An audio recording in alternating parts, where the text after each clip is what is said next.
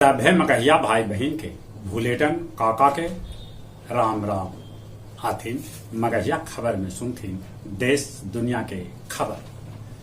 पूर्व मुख्यमंत्री जीतनराम मांझी के बेटा डॉक्टर संतोष कुमार दिलन मंत्री पद से इस्तीफा। उनकर जगह पर रत्नेश सदा बन सका था जदयू कोटा से मंत्री।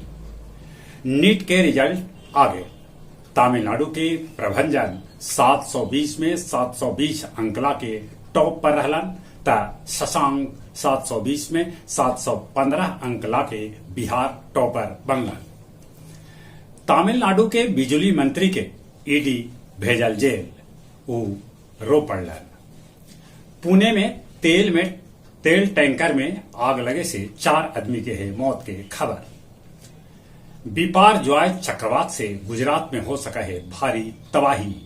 8 जिला में अलर्ट जारी कर गए है। बिदुपुर में एगो मगरमच्छ 10 साल के लड़का के जान ले लेलक। लोग मगरमच्छ के जाल में फंसा के लाठी डंडा से मार दिलन। जम्मू कश्मीर के डोडा में भूकंप के झटका महसूस कल गए, जकरा में कैकल इमारत में दरार भी आ गए। जिलेस्की के गृह नगर पर रूस दागल मिसाइल। गोपनीय दस्तावेज मामला में अमेरिका के पूर्व राष्ट्रपति डोनाल्ड ट्रंप के गिरफ्तार कल गए, बाकी कोर्ट के आदेश के बाद उनका रिहा कर देवल गए। फिलीपींस में मियान ज्वालामुखी फूटल। अमेरिका में राहुल गांधी ट्रक से कैलन यात्रा। चीन में ब्याह से कतरा रहलन है चीनी युवा। गया जी के तापमान कल रिकॉर्ड 43.6 डिग्री तक पहुंच गए। दूसरा दने बिजली भी आंख मिचौनी खेलित रहल। गया रिमांड होम में मार पीट से एगो बाल कैदी अविनाश के मौत के है खबर। गुरुआ के कपड़ा व्यवसायी राम निवास प्रसाद अग्रवाल के हो गए मौत।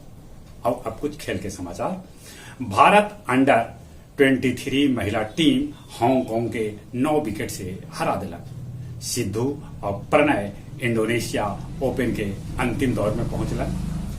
वेस्ट इंडीज में जे रोहित के प्रदर्शन ठीक ठाक न रहल तक कप्तानी से उनका हटावल जा सका है।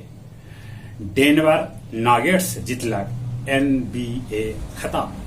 ज्यादा मौसम के सवाल है।